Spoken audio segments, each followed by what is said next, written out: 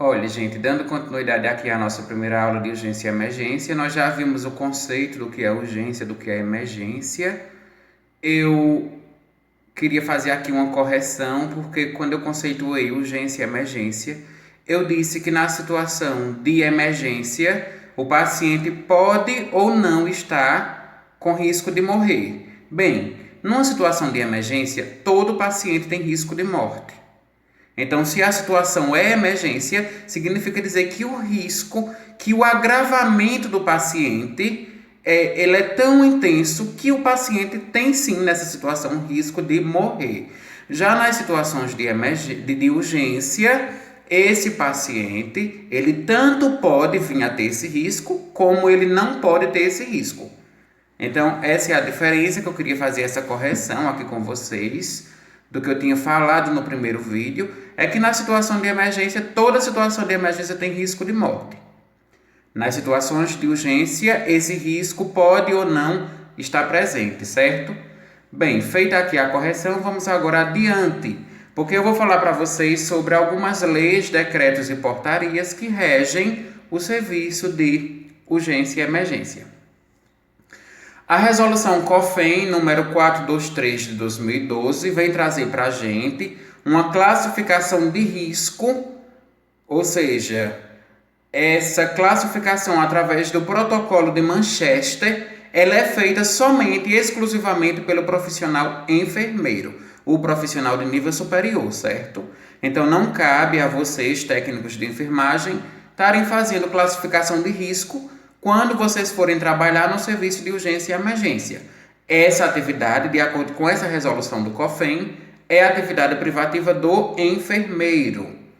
A portaria 1863 de 2003, ela institui a Política Nacional de Atenção às Urgências. Então é aquela política que vai estar amparada pela lei e que será financiada para as ações voltadas ao atendimento de urgência e emergência da população. A portaria 1864 de 2003 também, ela institui o componente pré-hospitalar móvel. E quem é o componente pré-hospitalar móvel? É o SAMU. O SAMU 192, que quando ele é acionado, ele é destinado para o salvamento de vítimas em situação de urgência e emergência. A portaria 2072 de 2003, ela institui o Comitê Gestor Nacional de Atenção às Urgências. Então, esse comitê gestor, na verdade, é um grupo de trabalho, onde esse grupo é composto por alguns médicos e outros profissionais de saúde para gerir, para promover essa organização da rede de urgência e emergência. E nós temos a portaria número 1828 de 2004, que institui incentivo financeiro para adequação das centrais de regulação médica. Então, vamos lá aqui comigo, gente. Para poder a gente estruturar toda essa rede de urgência e emergência, é preciso o quê? Dinheiro, investimento, recursos. E essa portaria 1828 de 2004, ela vem trazer esse aparato de recursos financeiros que, na verdade, são verbas que são destinadas dos nossos produtos, dos nossos impostos, para pagar as equipes de urgência e emergência, financiar os hospitais e também estruturar toda essa rede, através dessa portaria que permite o repasse financeiro para esses serviços. E nós temos a portaria GM número 2420 de 2004. Ela institui o comitê gestor para investigar os casos de morte súbita. Então, o que é uma morte súbita? É uma morte inexplicada. O paciente estava bem, aquela pessoa estava estável, estava clinicamente bem, mas de repente agravou e em pouco tempo morreu. Então isso é uma morte súbita e existe também uma portaria que investiga só esses casos de morte súbita. E nós temos a portaria GM número 2657 de 2004, que estabelece o dimensionamento técnico para a estruturação do serviço de urgência e emergência. O que é isso? Dimensionamento técnico é a questão de definir quem são os profissionais que trabalham naquela equipe que presta serviço de urgência e emergência. Então, normalmente, na equipe do SAMU, a equipe mínima ela é composta por um enfermeiro supervisor, um técnico de enfermagem, um motorista condutor e um médico plantonista ou intensivista na área de urgência e emergência. Citei aqui o exemplo do SAMU, mas essa equipe ela é bem mais ampla na questão do ambiente intra-hospitalar. Então, essa portaria, a 2657, vai estabelecer esse dimensionamento, vai dimensionar, vai definir quem são os trabalhadores que atuam ali naquele setor. Nós temos a portaria número 2972 de 2008, que ela orienta o programa Qualificação na Atenção Hospitalar, que é conhecido por QualiSUS. Esse programa é para investir no preparo e nos cursos de capacitação dos trabalhadores que atuam na rede de urgência e emergência.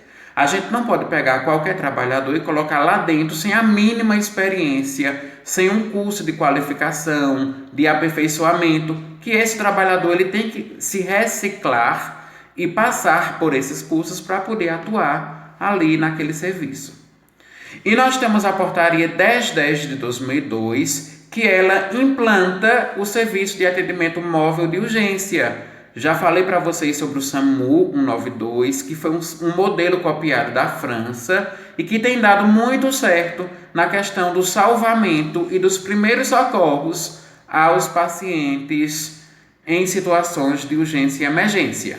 Então, essa portaria ela vai implantar. Veja que o SAMU ele é recente. Ele é do ano de 2012, não tem nem 10 anos ainda de implantação, mas ele vem dando muito certo e é uma política que com certeza vem melhorando significativamente a assistência prestada aos pacientes de urgência e emergência.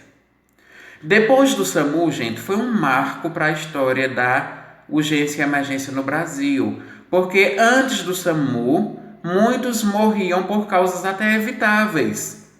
Muitos tinham uma parada cardiorrespiratória, eram atendidos ali por profissionais leigos, mas não tinha esse serviço de profissionais capacitados para lidar numa situação extrema como essa. Então, muitos morriam. E com o SAMU, a sobrevida dos pacientes ela aumentou em até 80%. Então, se esse paciente recebe um socorro rápido, imediato, de forma adequada, esse paciente vai escapar. Ele vai sobreviver porque ele teve o correto manejo ali da equipe. Então, essa portaria ela implanta o SAMU e nós temos a portaria 1600 de 2011, que ela vai revogar a portaria 1863 de 2003. A portaria 1863 de 2003 é aquela que reformula a Política Nacional de Atenção às Urgências. Então, o que é revogar é corrigir, certo? A portaria 1600 de 2011, ela corrige, ela redefine alguns aspectos da Política Nacional de Urgência e Emergência. E nós temos a portaria número 354 de 2014, que ela institui as boas práticas para a organização do serviço de emergência. E quais são as boas práticas? É aquilo que é o correto a ser feito. Nós vemos, às vezes, procedimentos errados sendo executados pelas equipes, como o próprio procedimento de reanimação cardiorrespiratória. Não vemos uma profundidade adequada das compressões, isso a gente vai estudar na aula de parada, certo? Mas não vemos as equipes fazendo compressões satisfatórias, com aprofundamento adequado. Vemos intervalos. Essa equipe demora para voltar a fazer as manobras de reanimação no paciente. Então, isso são práticas erradas. E essa portaria número 354, ela vai garantir que as equipes forneçam boas práticas, ou seja,